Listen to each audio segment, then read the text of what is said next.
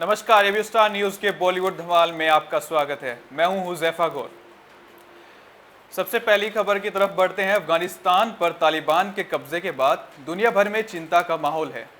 वहां के आम नागरिक देश छोड़कर जाने के लिए मजबूर हैं। अफगान लोगों के लिए इंसाफ की मांग की जा रही है। सलमान खान की फिल्म में काम कर चुकी बॉलीवुड अभिनेत्री वरीना हुसैन का जन्म अफगानिस्तान में हुआ है। उन्होंने वहां के बिगड़े हालात पर चिंता जताई है। एक इंटरव्यू के दौरान वरीना कहती है कि मेरी जिंदगी भी उनकी तरह है जो देश से पलायन के परिणामों से जूझ रहे हैं। एक बेहतर जिंदगी की तलाश में मेरा परिवार एक देश से दूसरे देश को खोजने लगा। आखिरकार हम भारत पहुंचे, एक उदार और प्यार करने वाला देश जिसने हमारा स्वागत किया और हमने इसे अपना घर बना लिया। मुझे नहीं पता था कि मैं एक दिन बॉलीवुड अभिनेत्री बन जाऊंगी। कई सालों के बाद सलमान सर ने मुझे लॉन्च किया।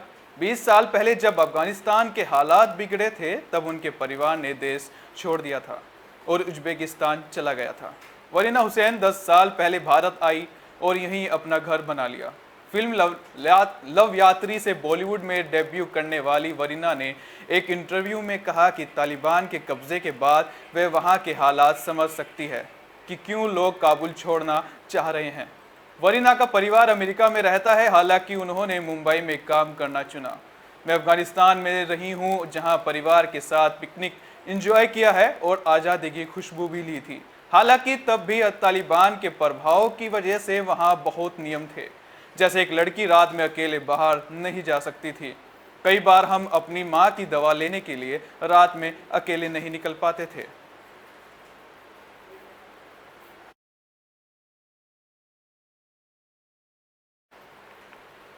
केबीसी टीवी के सबसे पॉपुलर शो में से एक है। हर सीजन में शो कामयाबी के नए रिकॉर्ड बनाता है। अब एक बार फिर से अमिताभ बच्चन अपने अंदाज में दर्शकों का मनोरंजन करने के लिए आ रहे हैं। पिछले कुछ दिनों में इसके प्रोमो हर जगह छाए हुए हैं। आखिरकार आज रात 9 बजे से कौन बनेगा करोड़पति 13 की शुरुआत होगी। केबीसी के जरिए अमिताभ बच्चन ने सफलता के एक नए कीर्तिमान गढ़े हैं। एक बार फिर से वे छोटे पर्दे पर वापसी के लिए तैयार हैं। इस सीजन में सीमित संख्या में स्टूडियो में दर्शक भी होंगे। कोरोना की वजह से सीजन 12 में दर्शकों को स्टूडियो में आने की इजाज़त नहीं थी। अब इस ऑडियंस पोल लाइफलाइन एक बार फिर से लौट आया है। बता दें कि कौन बनेगा करोड़पति का रजिस्ट्रेशन इस साल मई से शुरू हुआ था। शो के पहले सीजन से अमिताभ बच्चन इसे होस्ट करते नजर आ रहे हैं। केवल सीजन 3 को उनकी जगह शाहरुख खान ने होस्ट किया था। हालांकि शाहरुख बिग बी जैसा जादू नहीं चला पाए और शो को टीआरपी में गिरावट देखी गई थी, जिसके बाद अगले सीजन में फिर से अमिताभ बच्चन की वापसी हुई।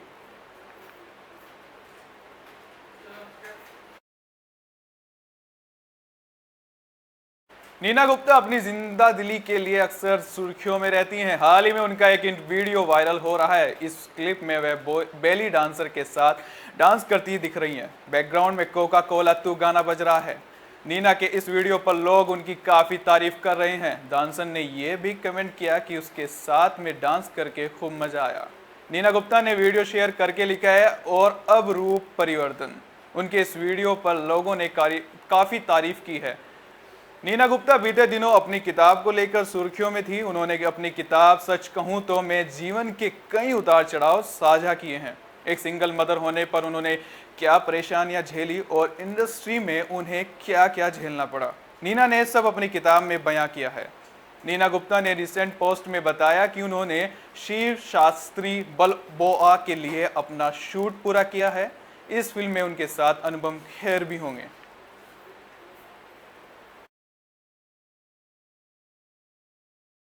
एक्टर आर माधवन भले लंबे वक्त से हिंदी फिल्मों से दूर हों, लेकिन उनकी फैन फॉलोइंग जबरदस्त है, खासकर फीमेल्स के बीच।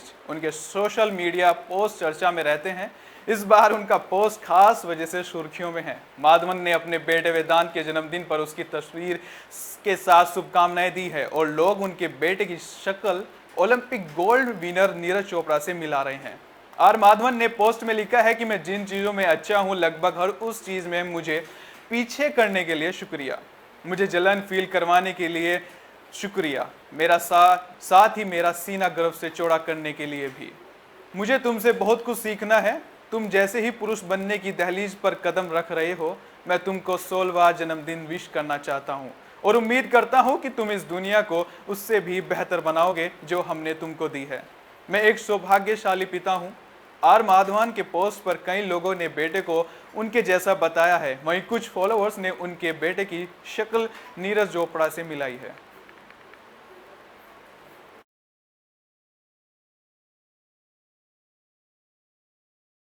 साठ के दशक में हिंदी सिनेमा जगत की खूबसूरत अभिनेत्रियों की गिनती में शायरा बानो का नाम आता था।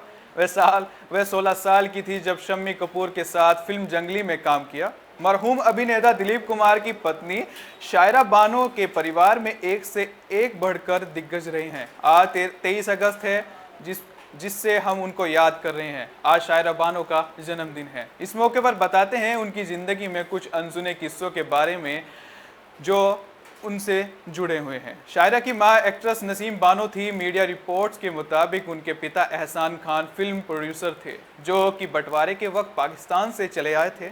बहुत ही कम लोगों को पता है कि 1940 के दशक में नसीम बानो एक सफल अभिनेत्री थी। वह इतनी खूबसूरत थी कि उन्हें परी चेहरा कहा जाता था। उन्होंने हिंदी सिनेमा के दिग्गज सोहराब मोदी के प्रोडक्शन की कई फिल्मों में काम किया। उनकी फिल्म पुकार सबसे हिट रही थी जिसमें वह महारानी नूरजहां के किरदार में थी। नसीम हमेशा से चाहती थी कि उनकी बेटी को अच्छी शिक्षा मिले। एक इंटरव्यू में शायरा बानो ने खुलासा किया था कि मैं लंदन के एलिट स्कूल क्वींस हाउस में पढ़ी हूँ। मेरी मां नसीम को फिल्म इंडस्ट्री का परी चेहरा या खूबसूरती की रानी कहा जाता था। उन्होंने जब मुझे उनके घाघरा लिपस्टिक में उनकी फिल्मों के गानों पर डांस करते हुए देखा तो मुझे लंदन ले गई। उनके लिए फिल्मों से ज़्यादा पढ़ाई ज़रूरी थी। मेरी नानी, माँ और मेरा भाई सुल्तान मेरे साथ रहते थे जिससे मैं पढ़ाई पर ध्यान दे सकूं।